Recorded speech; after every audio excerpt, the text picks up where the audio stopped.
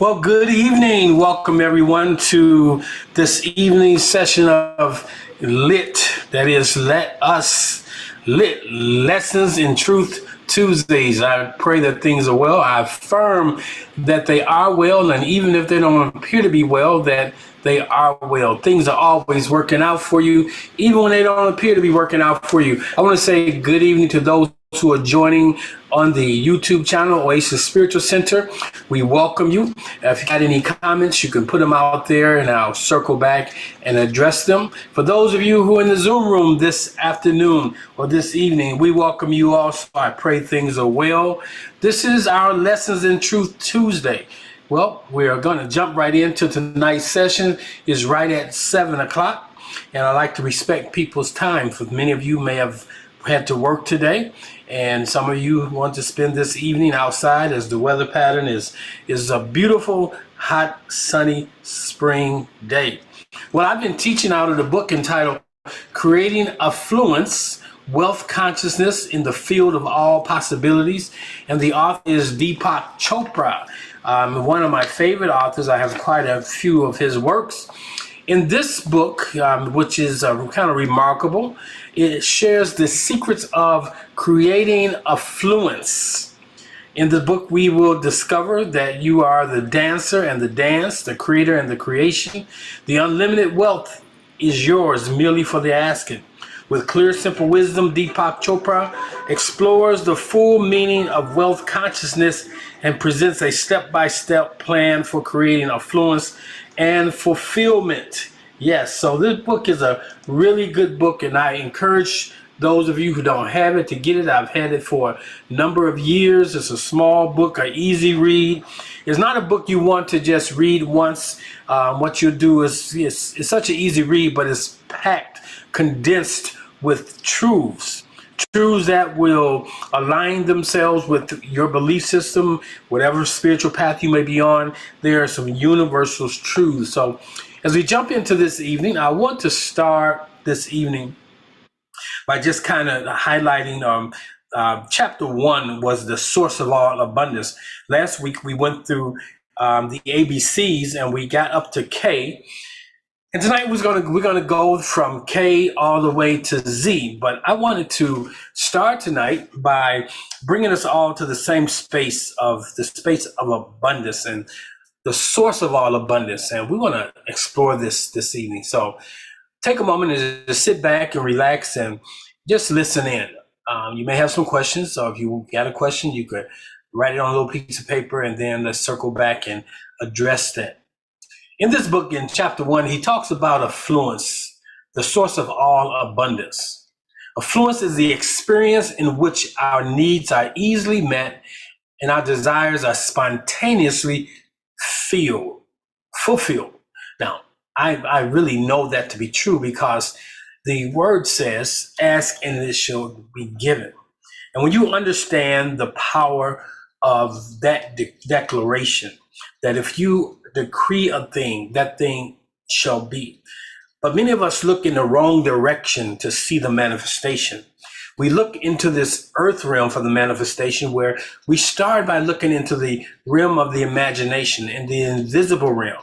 And if you can see that thing and come in alignment with that thing, that frequency that you create will bring that thing into fruition. Why? Because it's not for you to know when or how a thing is to come to pass, but you to know the principles of the universe. He goes on, he says, affluence is reality. And the true purpose of this book is to give you an insight into the nature of this reality. When you are grounded in the nature of reality and you know that this same reality is your own nature, then you realize that you can create anything because all the material creation has the same origin. Nature goes to the same place to create a cluster of nebulas, a galaxy of stars, a rainforest, or a human body as it goes to create thought. All material creation, everything that we can see, we can touch, we can hear, taste, or smell is made from the same stuff and comes from the same source. So we want to kind of explore that. He says experiential knowledge of this fact gives us the ability to fulfill any desire that we have, acquire any material object that we desire, and experience fulfillment and happiness to any extent we aspire. For the word tells us that source desires to give us the desires of our heart. It says that source will give us anything we ask. Matter of fact, it desires to do exceedingly abundantly above what you ask. But we've not been taught these principles. We've been taught that it's a performance-based relationship with source, with God, with the universe, that puts us in position to receive all that we desire. But the reality is this: it's not a performance, it's a perfecting. What do I mean by a perfecting? It's coming into a realization of the laws that operate the universe, coming into the alignment with you and source are one, and that you're made of the same stuff that created all this that you see, that the power that's within you is that same power that created everything that's without you. But we have to learn how to tune in and tap into this power that we may use it. It's not about performance. It's about knowledge. It's about understanding how these things work. We live in an abundant universe. Affluence is everywhere. But the word says, or there is a statement that says, as man thinks, so is he. There's a scripture where it talks about Christ saying to an individual, be it done unto you as you believe. What is happening right now in your life is a direct result of what you believe. If you experience sickness and disease, if you're experiencing poverty, if you're experiencing just enough, it is because you're not enough. You have not come into the full realization of who you are and the capabilities that you have the potential to express. So before we look at these principles, the 26 principles, we covered half of them already. I want you to listen to this. He says, I would like to discuss in little detail what science and particularly physics has to say about the nature of this universe we live in, the nature of our human bodies, the nature of our minds, and the relationship of all these to each other. According to the quantum field, and see, the quantum field is not something that's new. The ancient Cometians or the ancient Nile Valley civilizations, they understood the field. When they talked about their creation story, it talked about none. We talk about none as None, meaning nothing. But it comes from the Kemetic principle of the nun and nunette, which represents the field of all possibilities. Everything that you would ever bring into this world already exists. There's nothing new under the sun. And that's because everything is old. Everything exists already. It's just a matter of you being able to pull it into this dimension. According to the quantum field theorists, all material things, whether they are automobile, human beings, or dollar bills, are made up of atoms. These atoms are made up of subatomic particles, which in turn are fluctuations of energy, information, in a huge void of energy and information. Okay, so one of the things we got to understand that is not a haphazard thing, that this is a well-ordered world in which we live, a well-ordered universe. If it wasn't well-ordered, why aren't the stars and the galaxies colliding? Because everything is ordered. And just as the universe is ordered, you are ordered. We say, order our steps. The steps of the righteous are ordered. And when you come in alignment with Source, divine supreme being, God, Yahweh, whatever you tend to call it, I try to get away from the traditional words we use because it takes us into a religious conversation. And so we have to understand that energy is everything. And he talks about thoughts. The only difference between thoughts inside your head and those outside your head is that you experience thoughts inside your head in linguistically, he says first. Okay, they're words that's running through your head, and we have to understand that they structure what eventually we will experience. Before a thought becomes verbal and is experienced as language, it is just an intention. It is, once again, an impulse of energy and information. In other words, at a pre-verbal level, all of nature speaks the same language. That's where we hear that sound. We are all thinking bodies in a thinking universe, and just as thoughts projects itself as molecules of our bodies, so too the same impulses of energy and information project themselves as space-time events in our environment. Now, that may sound Greek to those who are not familiar with quantum physics, but basically it's saying that everything is energy. Everything starts with an intent. Everything starts from an idea. And so what you have to understand, many of us get away from ideas and we deal with the dramas of day to day. We are like weathermen. We're just forecasting what we see, and it comes into fruition. But the only thing different is a weather person often makes a mistake. But the more that you forecast something is the very thing that manifests in your life. If you really look at your life, you will see that your life is outsourcing what you thought about. Now, you may say, I didn't think this into being, because you're looking at the obvious. But there's another level of thinking. That is the program, the subconscious. And so if you take time throughout your day, check in with what you're thinking, you'll come into a reality that you have a lot of stinking thinking going on. And we have to begin to address that stinking thinking. If we want to live life masterfully, we have to understand how we are created, how we work.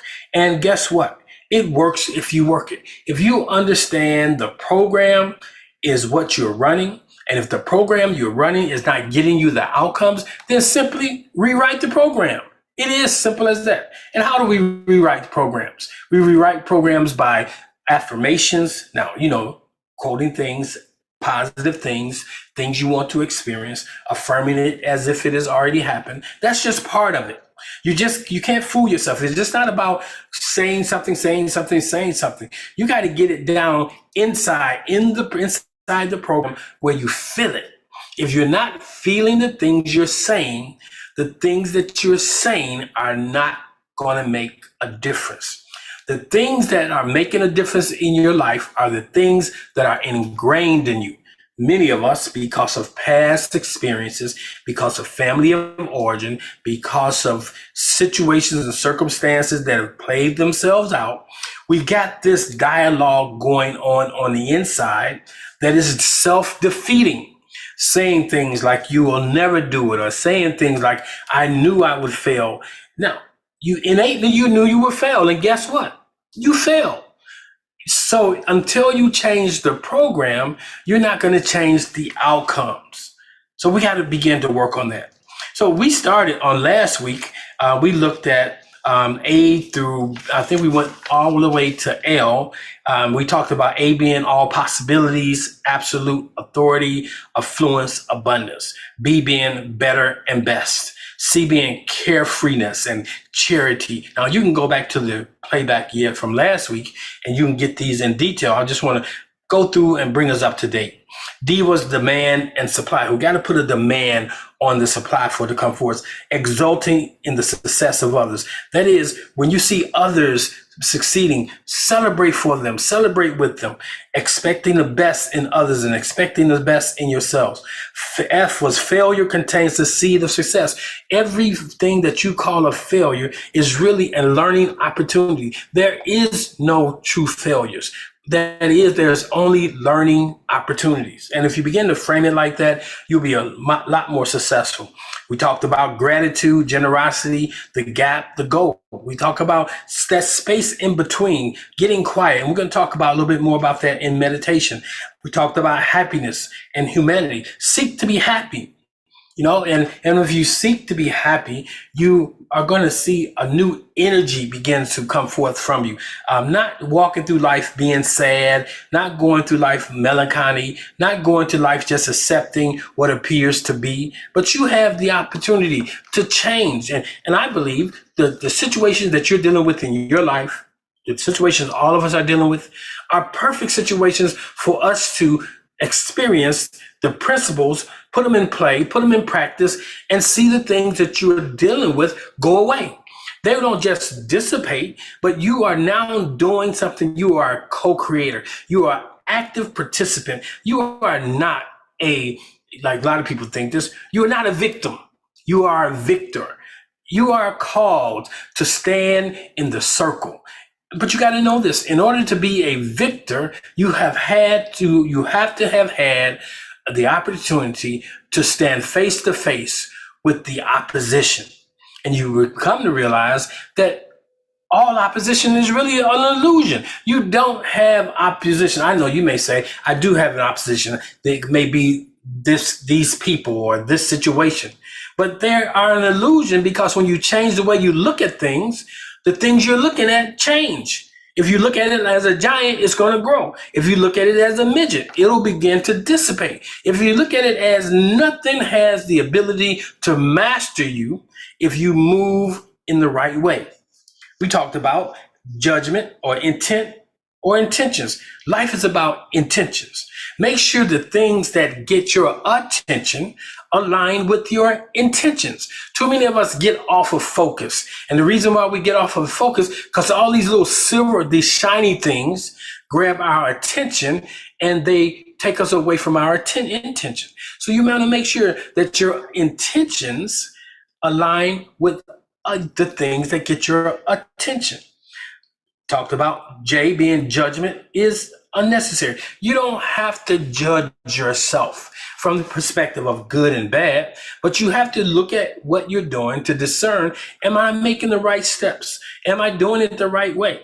You don't look at it as though if you're not doing it the right way, you're failing. No, you look at it as if I'm doing it the wrong way. Here's an opportunity for me to do it another way. It's not about judgments. You're not trying to win the favor of God. You're trying to align with the favor of God. And that's important. So tonight we're going to look at, I'm going to start with knowledge contains organizing power. Okay, so we're going to go from the K all the way to the Z to wrap up this teaching on affluence. So with K, he says, K stands for the fact that organizing power is inherent in knowledge. Knowledge of any kind gets metabolized spontaneously and brings about a change in awareness from where it is possible to create new reality. So here's knowledge. That is to know. The word knowledge contains two words, know and ledge. If you don't know, you fall off the ledge. But if you know, then you have the ability to walk the ledge. Knowledge is, now when we talk about knowledge, it has a space. Knowledge is the culmination of the information that you have processed or engaged in, been intimate with, and from that you come away with an understanding. The word says, in all you're getting, what? Get an understanding. And without knowledge, you won't have an understanding. So to know, so whatever it is you want, if you want to be affluent, if you want to be a person of influence, if you want to be prosperous, you have to be knowledgeable. You have to be intimate with that word, with those topics, because every word you speak casts a spell. Do you remember in grade school, your teacher used to have you to spell a word? You was learning how to spell. You were learning how to cast spells. Because we missed it because we look at the exoteric instead of looking at the esoteric. We were looking at the spelling of the outward word. But very few of us understood the etymology of the words we were using. But these words we choose cast spells. The words you use change frequencies. So that's why I said, let the words of my mouth and the meditation of my heart be acceptable unto you, Lord. May they be in alignment with you. Using the wrong words, you are casting the wrong things into your life. So that's why we spend time in meditation. You listen twice and you speak once. Just like a carpenter. I used to, one summer I spent the summer working with a carpenter, and he was teaching me some things. And one of the first things he taught me was you measure twice and cut once. And whenever I was in a haste and didn't measure it twice, didn't affirm the measurements, I ended up cutting something too long or too short and had to cut twice. So your words, you want to make sure you use your words with deliberate intent. Knowledge, for example, becoming familiar with the knowledge that's in this book will spontaneously create the conditions for wealth and influence. And not just this book, any book that you're reading. If you're really intimate, if you really are comprehending and you're taking the information to action, the Bible is a very powerful book. But most people are reading it on a literal level. And even those who are reading it are not taking it to action. They know the scriptures, but they're not intimate with them. They don't live them out. The principle of love. We don't live by the principle of love for the most part as human beings. We live under a conditional love, but true love has no conditions attached to it. Understanding that, you'll understand that source loves you in spite of you. And once you come into that realization, now you have the ability to be up close and personal, because you shift from thinking God is sitting up there seeking to zap you, or you're going to hell, this, that, and I don't even have that conversation. Hell is right here on earth right now for many individuals because they're not living in alignment. So they're paying the price right here, right now. So let's look at L. L stands for love and luxury. Love yourself, love your customers, love those you engage, love your family, love everybody, love the world. There's no power stronger than love. Also, adopt a luxury as a lifestyle. I want to say that to some people. Many people are living second-class life. They're sitting with the general population. This morning on the prayer line, someone had mentioned that they were taking a flight and that they were riding first class. And so many people, if you get on an aircraft, the number of people sitting in first class is far smaller than the number who are sitting with the general populace. And that's how life is. Very few people are moving through life with the luxuries. Why? Not because somebody's holding them back or the man or the system. It's because of them. Many times people just choose to buy a ticket to get into second class or to ride with the general populace. They assume that they can't ride in first class. But if you understand the metaphor of moving through life in first class, things change. First class is so different than the general populace. Why? They close the curtain because they don't want you to see. They're being served meals and all kinds of things there. But you sit in with the general populace, you feel okay because the masses are going through. And what am I saying there? Sometimes we measure our lives by what's going on with the masses. In most cases, the masses are going in the wrong direction. You got to understand, if you want to live at the zenith of life, you got to move up the hill. You can't camp out. You can't be lazy and stay on the side. And too many people are not even on the side of the hill or the mountain. They're at the foot. They're at the base of the mountain, waiting for something to come down to them. But life is like this. You got to go get it.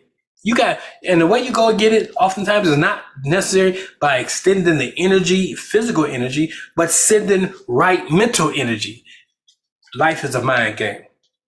So we want to adopt luxury as a lifestyle. Luxury is our natural state. Adopting luxury as a lifestyle sets the preamble, the preconditions for the flow of wealth. If you have a luxurious lifestyle set in your mind, you're going to begin to draw those things. But many of us are okay with just being in the land of just enough. You remember the story where the 12 spies, these are the seniors, these were the elders of Israel, were told to go over into the promised land, a promise that was set before them. They went and they found it was a land flowing with milk and honey. It was a land to be desired. And many of us can see, we can look around and see the wealth of and we can see the riches and we can see the luxuries. You can go across the tracks and you see it. So it does exist. Something gets in the way. You know what gets in the way? The but. Because they came back and they said, yes, it's there, but. What is your but? What is your mindset that you run? What program are you running that says that you can't have? Is it because you've said in order to live in that kind of house, you got to make a certain kind of money? In order to live in that house, you have to have a degree. We begin to put all these conditions that must be met before that thing comes. Like if you want to take a vacation, the first condition you will put on it is how much money you need versus just getting into the space of the vacation. Don't worry about how much you need to get to the vacation. First, get clear that's what you want to do. And when you get clear on what you want to do, the things you want to do are going to find you. These are simple things. The things that's finding you right now are the things that you expect. If you expect a staycation, guess what kind of vacation you get this year? Let's look at M. M stands for, yes, making money for others and helping others make money. Helping others make money and helping others people to fulfill their desires is a sure way to ensure you will make money for yourself as well as easily fulfill your own dreams. You want to get somewhere, help others get where they're going, and you'll get there with them. M also stands for motivate. The best way to motivate other people to help you fulfill your goals is to help them fulfill their goals. I'm on here on Tuesday. I'm here on Sundays. I'm here Monday through Friday because I'm helping other people master this thing called life with no charge. And in doing so, know this, the people I help oftentimes is not the people from which my help comes because I don't put a demand on. It's not a setup. It's not a bait and switch. I'm not doing this for you to give me anything. I'm doing this because I understand the law. So I'm sowing into your life that you may grow and prosper. And as you grow and prosper, I celebrate it. And as I celebrate it, it comes to me because I know that source is no respecter of person. What it does for one, it'll do for the other if you work the principles. Now that's important. I want you to know that. So look here. N stands for saying no to negativity. Right now, I want you to say no to negativity. I will not be a negative Ned or a negative Nancy. Now, he says, he talks about his friend Wayne Dyer. If you don't know Wayne Dyer, you want to Google him, YouTube him, and listen to some of his stuff. My friend Wayne Dyer, the famous author, taught me a simple technique for this. Whenever he has a negative thought, he silently says to himself, next. And he moves on. And so I tell you, throughout your day, you have upwards of 70,000 thoughts. And sometimes you need to take a break and listen to what you're thinking. And then you have to, if you have a certain thought that keeps coming, just say next. Next. And watch what happens. Saying no to negativity also means not being around negative people. Look at your group. Look at who you're hanging with. Look who is influencing you. Saying no to negative also means not being around negative people. Negative people deplete you of your energy. And remember, I told you everything about energy. And negative people have low vibrational energy. And low vibrational energy leads to density. And low vibrational energy gets in the way of you raising your vibrational frequency that you may attract those things on a higher end of life. Did you know they say manure rolls downhill? And most, like I said, people are living at the bottom of the hill.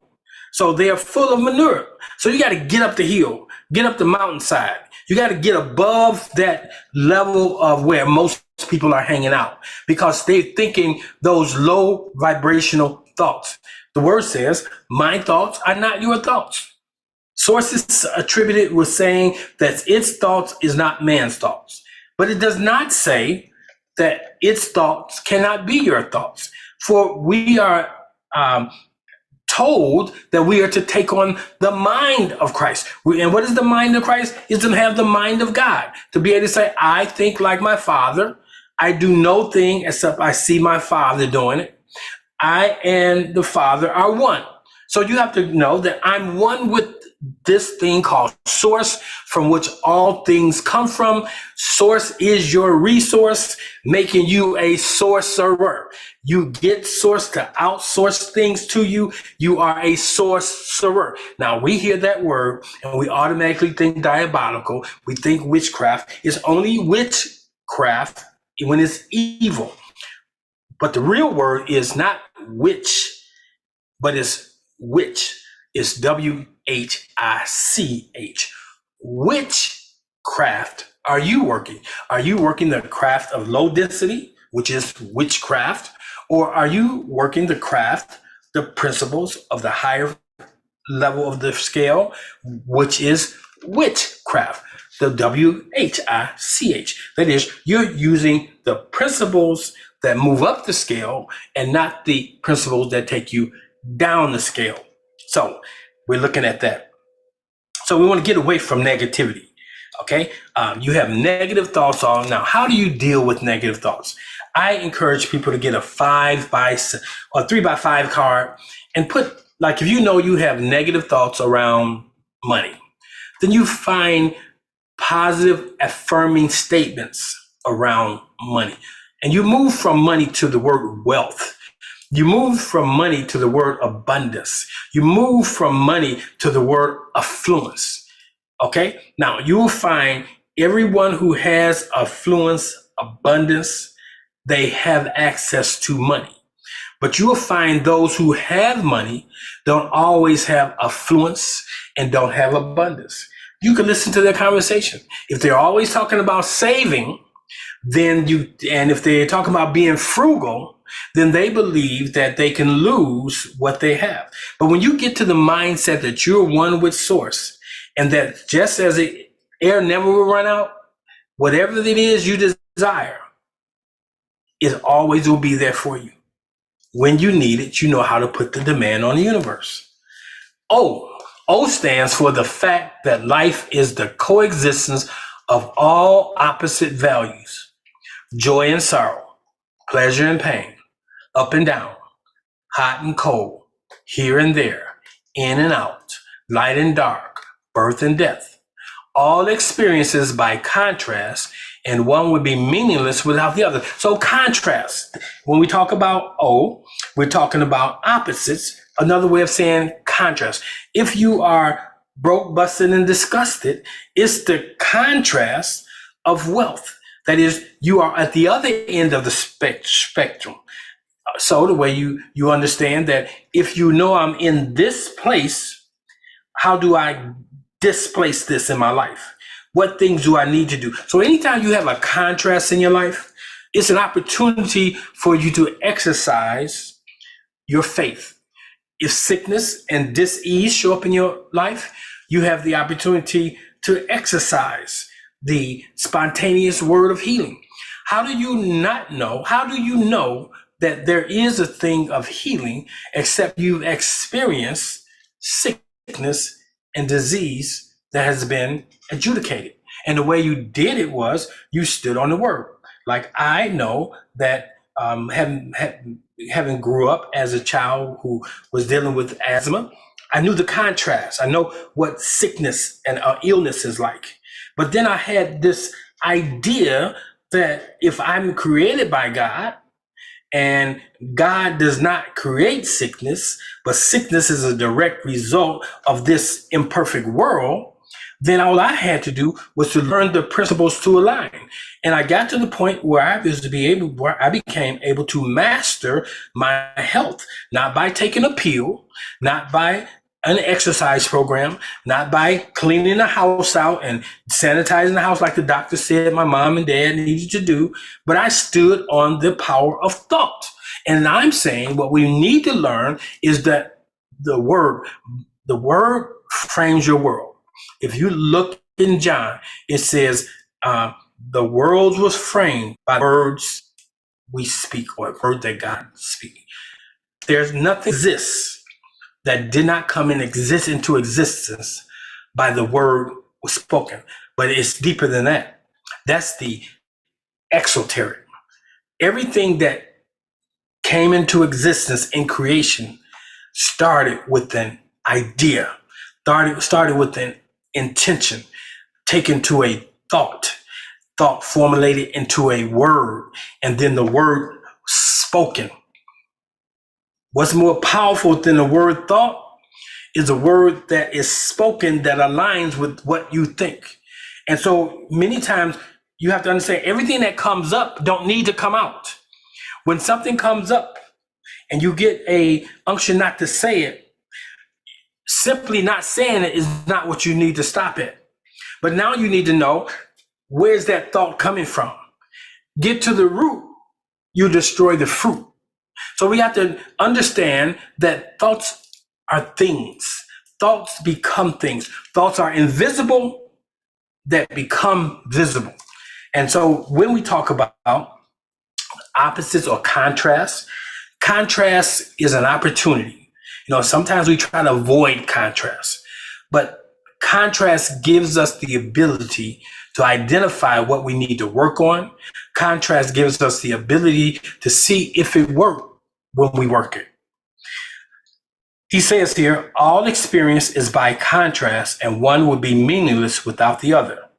A wise seer once said, a man born blind from birth will never know the meaning of darkness because he has never experienced light. That's why some will never know light because they've never experienced darkness. When there's a quiet reconciliation, the word reconciliation is not a religious term, it's a accounting term to bring everything to one. When there is a quiet reconciliation, bringing everything to the one, everything to the understanding from which it comes. When there's a quiet reconciliation and acceptance in our awareness of this lively coexistence of all opposite values, then automatically we become more and more non-judgmental. The victor and the vanquished are seen as two poles of the same being. Non-judgment leads to quieting the internal dialogue, and this opens the doorway for creativity. So, when you are expressing other than you desire, being aware that I'm not showing up the way I desire to show up, know that you have, just as well as you show up less than, choosing the right thoughts, taking the right actions, doing the right next thing, you can show up more than. In you resides the ability to be the best or the worst self. You have to choose. O also stands for opportunity and open and honest communication. Every contact with every human being is an opportunity for growth and the fulfillment of desire. One has only to be alert to the opportunities through increased awareness.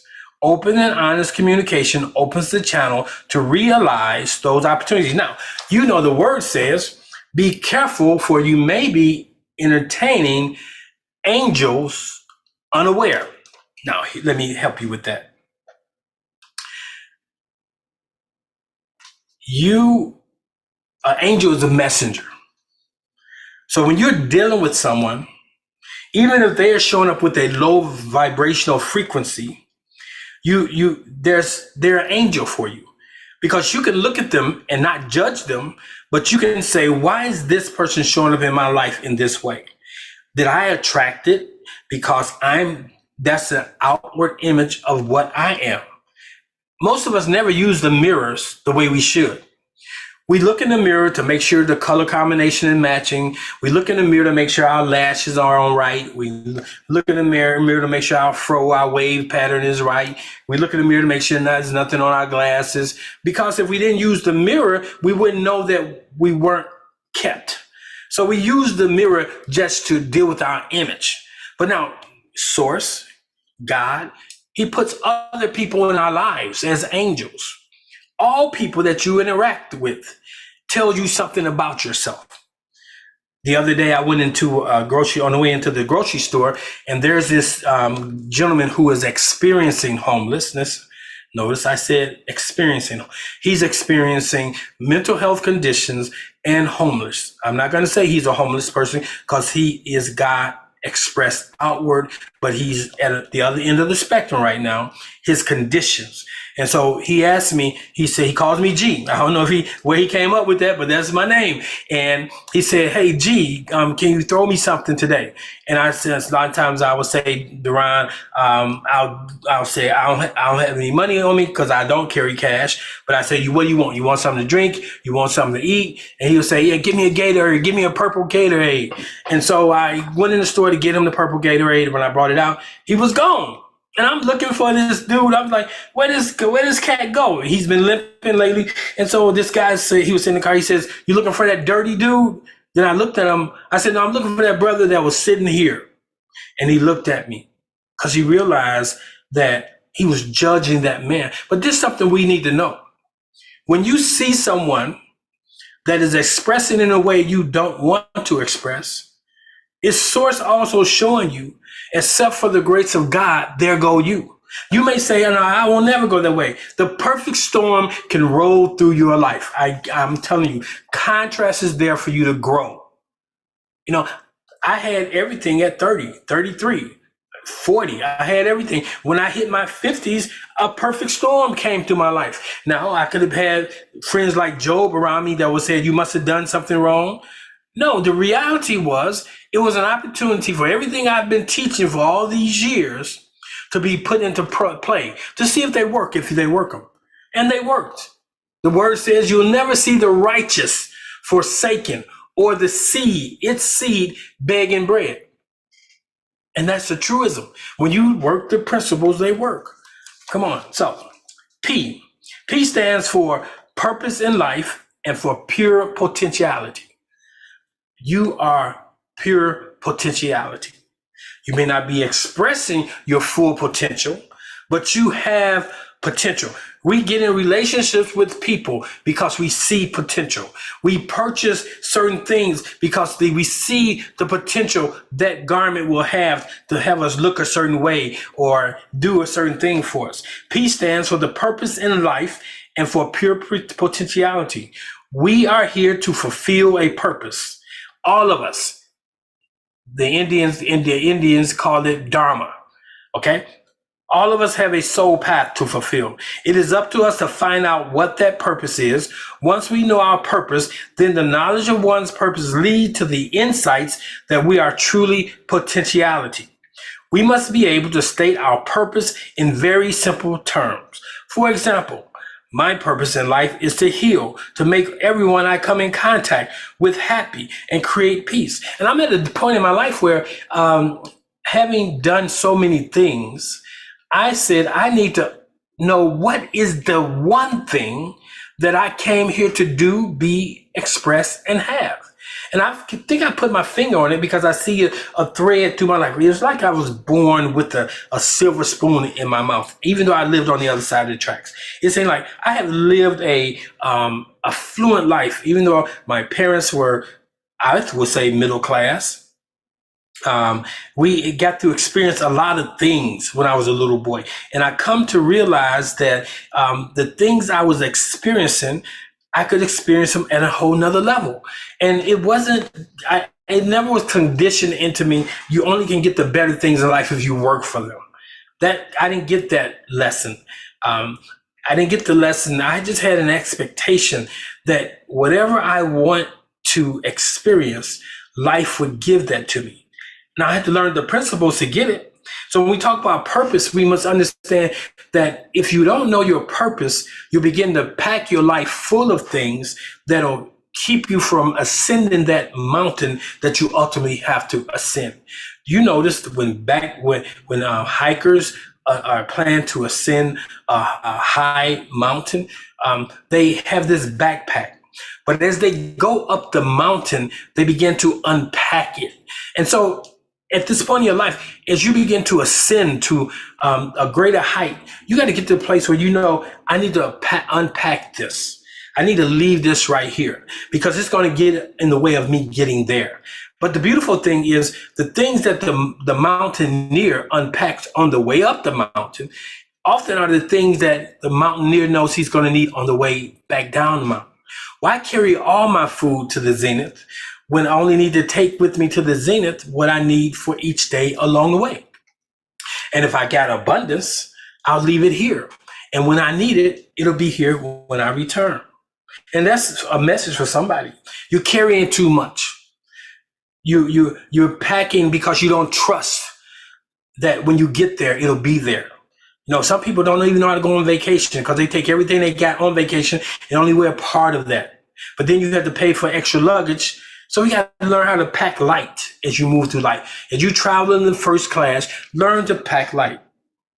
Once we know our purpose, then the knowledge of one's purpose lead to the insights that we are true potential. Everybody has potential, but everybody don't live to potential. We must be able to state our purpose in very simple terms. Knowing our purpose opens up the doorway to the field of pure potentiality.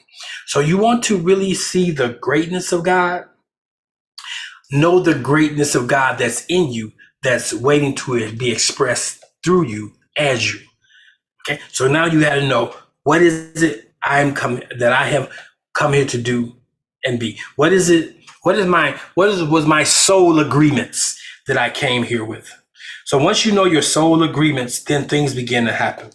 He says, the Vedic seer states, I am the immeasurable potential of all that was, is, and will be, and my desires are like seeds left in the ground. They wait for the right season, then they spontaneously manifest into beautiful flowers, mighty trees, into enhanced gardens, a majestic forest. You are a seed waiting for the right conditions, the right pressures of life, being buried under all the BS you've been buried under.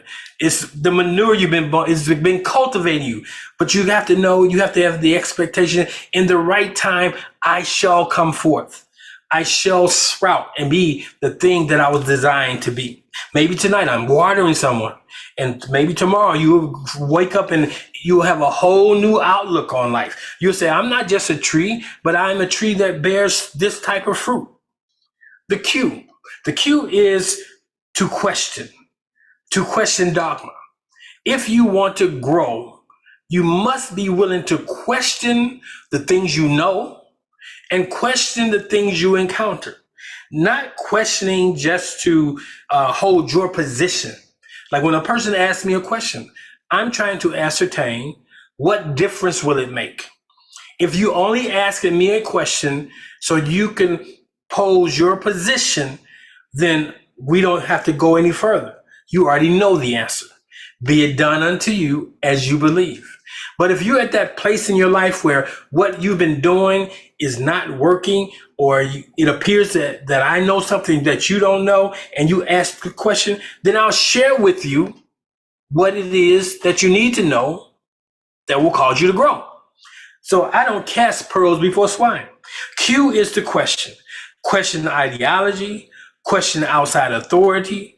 It is only by questioning what people take for granted, what people hold to be true, that we can break through the hypnosis of social conditioning on your mindset. Your mindset is this: you are set on the point that what you've experienced is all there is. Not that it can be expanded, not that. So here's one thing that people of African descent have to be mindful of. A lot of what we do is the result of survival, coping mechanisms. Our religious systems were set up as a coping mechanisms. And we have to be careful that which we've used to cope, that we don't continue on, when we don't have the same antagonist. None of us are going to be put in chains. None of us are going to be enslaved. And so we don't have the same stressors, but we have another level of stressors because there's still a diabolical system out there. But you got to rise beyond that and know that no weapon, you say things like, no weapon that's formed against me shall prosper, will do the thing that is sent to do. And then you don't worry. You don't worry about it. You find out you end up being in the right place at the right time. The trap that was laid for you, the trapper falls into it. When you begin to trust and lean not into your own understanding, the journey of life is so much more refreshing than going through life, looking down, looking around, trying to find the traps. So I want you to think about that. I want you to think about the need to question what you believe. Before you go any further in the journey, ask yourself, is it working? Ask yourself, how is this working for me? And if it's not working for you and you've done all you knew to do, then you stand and ask Source to show you, and it'll show you a more perfect way.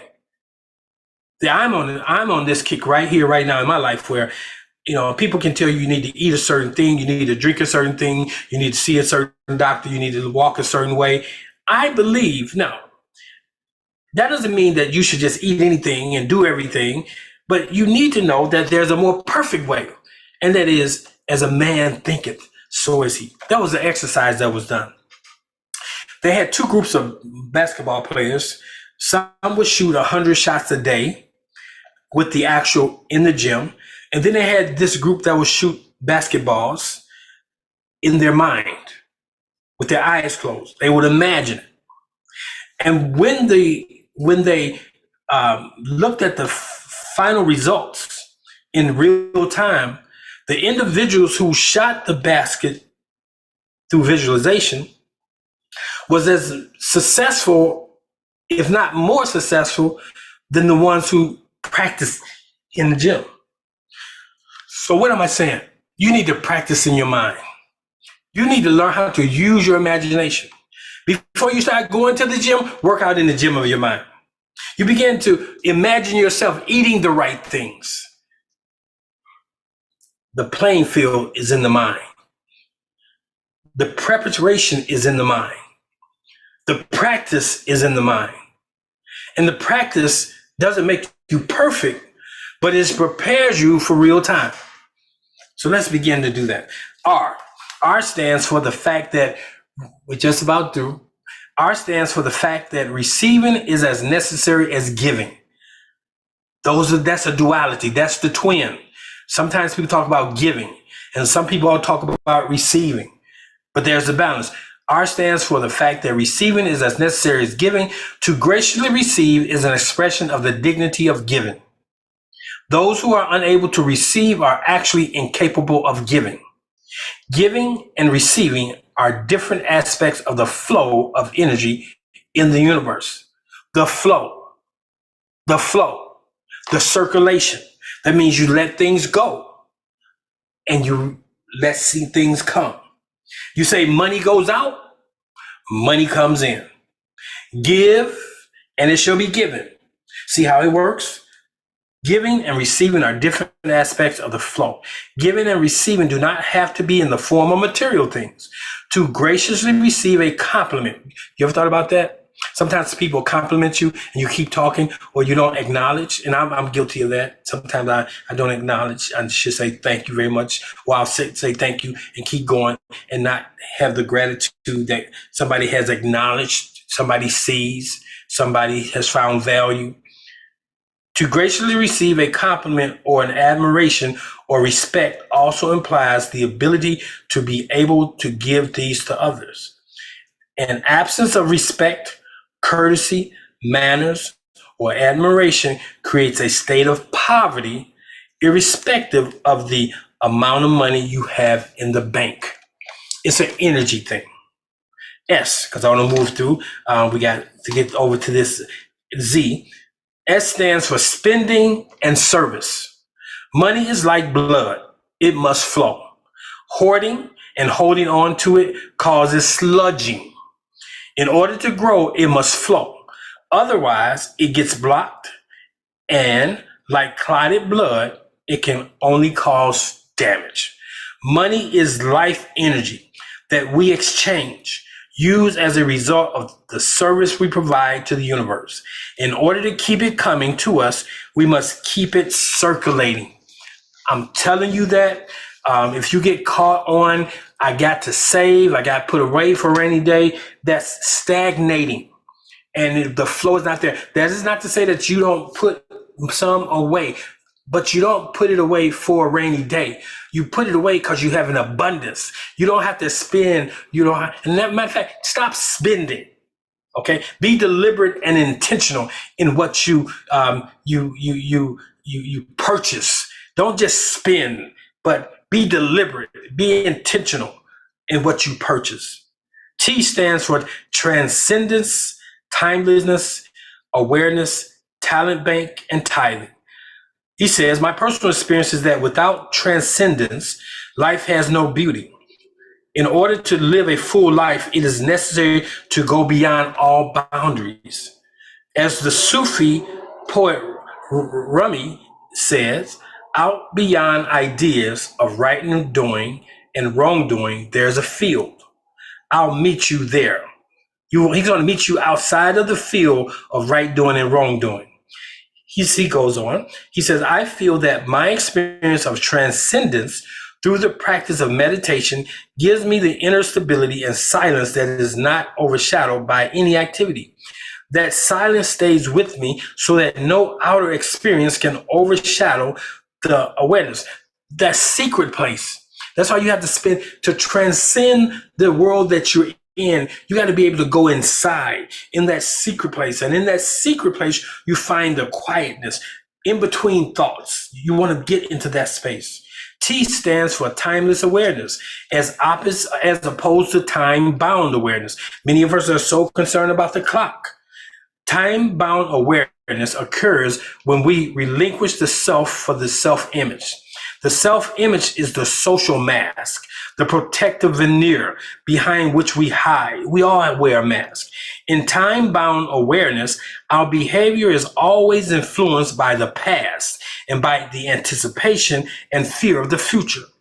Time-bound awareness is burdened by guilt and sorrow. It is rooted in fear. It causes entropy, aging, and death.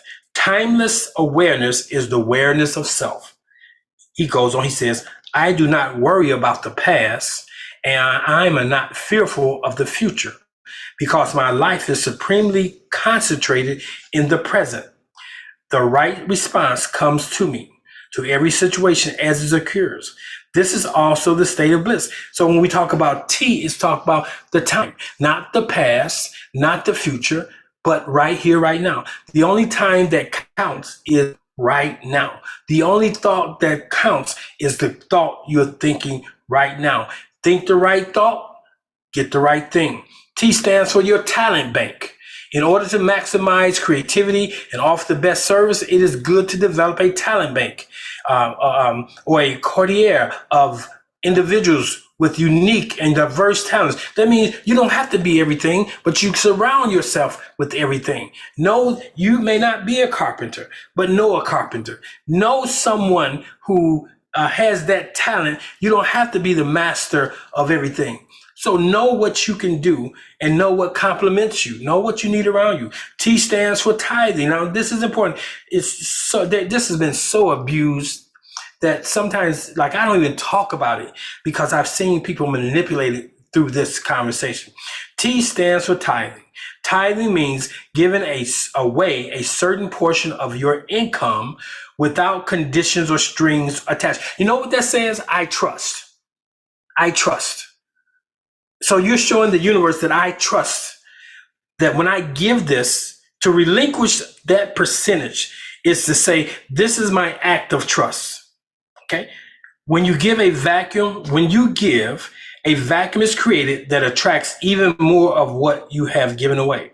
As Emerson said, without a rich heart, wealth is an ugly beggar. So give and it shall be given to you. With the same measure that you meet, it will be meted unto you. So some of you are still in this land of just enough because you're given just enough.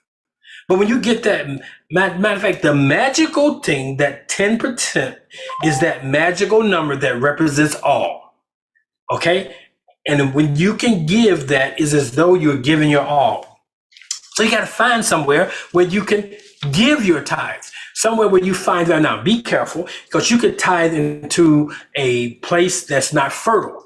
Then you're not going to see the full outcome. So what you want to make sure is you know the fertile place to sow. U stands for understanding. We got X, Y, and Z, and we'll be through. U stands for understanding the unity behind all diversity. Unity consciousness is a state of enlightenment where we pierce the mask of illusion, which creates separation and fragmentation. Behind the appearance of separation is one unified field of whole. That's why we had to get away from this. All is one. Every one of us is an expression of source, which is an invisible. We know that source is neither male nor female, Jew nor Greek. But in a natural sense, we are different. It's like a bouquet. Wouldn't life be boring if we all looked alike? If everybody looked like your family, if everybody looked like the Smiths, if everybody in the world looked like the Smiths, if everybody in the world looked like the Graysons, or if everybody in the world looked like the Burns or the Stantons, that could be very terrible if particularly that person is not attractive. Then you have a world full of unattractive people. But we have the variety, and we have to know we honor the difference of others. I don't get caught up in choices people make. If they choose to live their life in a particular way, I don't get caught up in that. All I ask them, how is that working for you?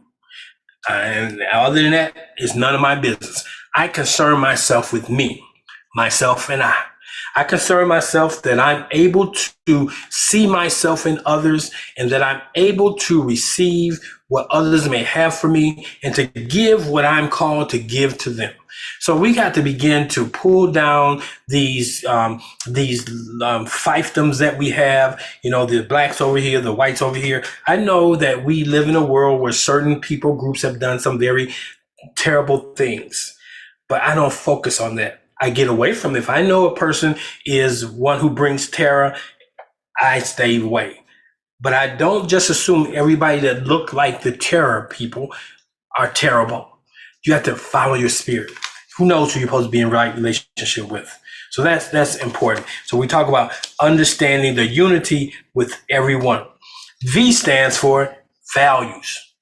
Values, truth, integrity, honesty, love, faith, devotion, or ma'at, for as our friends saying. The great Indian poet said, when we feel beauty, we know it as truth. Without values, there is confusion and chaos. And that's why we have what we have in today, because people have cast off all restraints. There's no values. People can do anything, wear anything, say anything, be anything. But the word says all things are lawful. You can do that, but all things are not expedient. So concern yourself with what things are you doing and are they expedient? Is it expedient for you to wear that? Will that get in the way of what you're attempting to be, how you want to be seen? Show up today how you want to be seen tomorrow. Be mindful of that. We got to teach our children that. There's some things we can do that can get in the way. I'm sorry. You want to be the face of a company, but you done messed up your face. I ran into a person that had tattoos all over their face. They may be the smartest thing in the world, but they're going to end up in the back room. They're going to be, or they got to carve out their own little niche. But I'm saying we have to be conscious of the decisions we make today are like seeds. They're either going to flourish into something beautiful, or they're just going to grow and frustrate you because there's no fruit in it. When we talk about values, when we pay attention to the values that society has always held sacred, then order emerges out of chaos, and the field of pure potentiality inside of us become all powerful, creating anything that we desire. Values. W stands for wealth consciousness. Now, this is important as we wrap up. With wealth consciousness without worries. Wealth consciousness implies absence of money worries. Truly wealthy people never worry about losing their money because they know that wherever money comes from, there is an inexhaustible supply of it. There is a lot of money. Once when we were discussing a world peace project with my teacher, he says, somebody asked him, where is all the money going to come from? And he replied without hesitation, from wherever it is at that moment. So wealth consciousness is just this, to know. Here's a good example of wealth conscious. None of you are collecting H2O. No, very few of you have. Only people I know with containers of H2O is those who have issues with breathing. But for the vast majority of us, we don't worry about if there's going to be enough air to breathe when I go to sleep tonight, because we know it's abundance. We live in a universe that creates this thing called air, and it's always there for us. So know that you're in a universe that creates whatever needs to be created in order for you to have your desire fulfilled. Sometimes we put too much credence in money. Like if we're going to take a vacation, we will say, how much does it cost? Instead of getting caught up in where we want to go and what we want to experience. And we go to thinking about, I got to get an extra job. I have to save this. So we now begin to orchestrate. We become so tired that by the time we get to the vacation, we are just, all wore out. But there's a way to experience life first class without laboring. And that's learning the power of the mind. The X stands for expressing honest appreciation and thanks for all who help us. We must never pretend appreciation, but if we feel it, then we must express it. The expression of gratitude is a powerful force that generates even more of what we have already received. You appreciate and you express. The Y stands for youthful vigor. We experience health when our identity of who we are comes from reference to the self, the true self. When we identify with objects, whether these are situations, circumstances, people, or things, then we really relinquish our energy to the object of reference. As a result, we feel lack of energy and lack of vitality.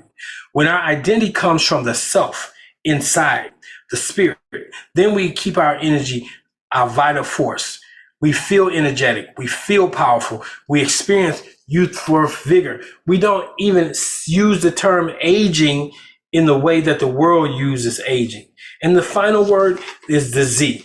The Z stands for zest for life. If you have abundance, then you have a zest. But when you're living in not enough, just enough, your zeal, your zest is diminished. Z stands for zest. It is to appreciate life in all its vitality, exuberance. It is to know that there is only one life that expresses itself in many forms. To see that life is to know the power. To see that life is to know that power is in the present moment. And that's why I want to lead right now.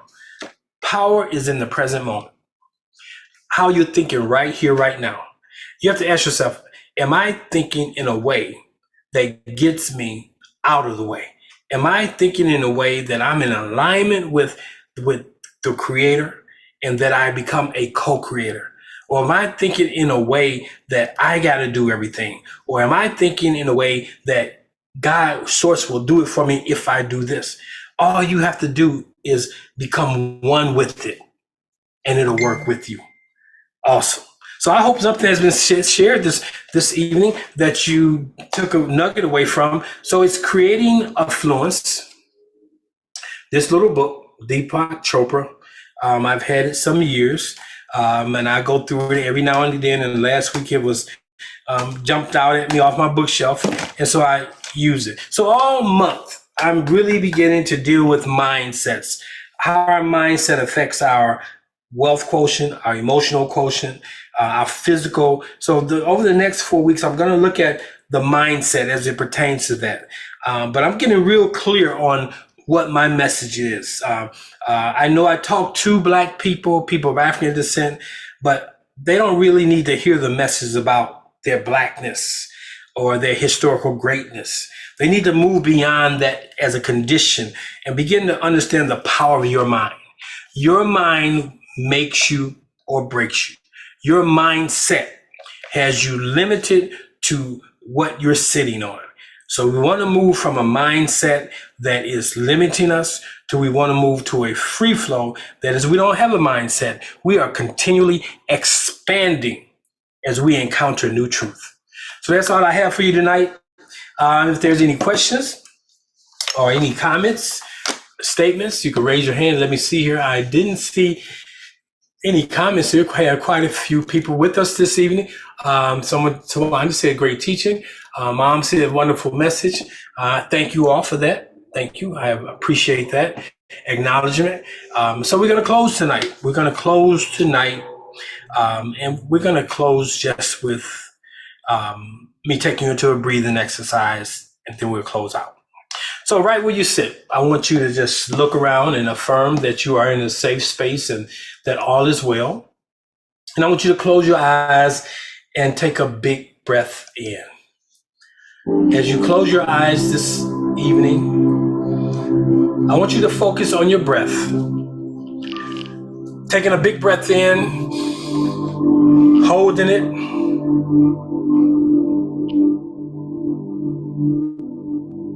Now exhale through your mouth.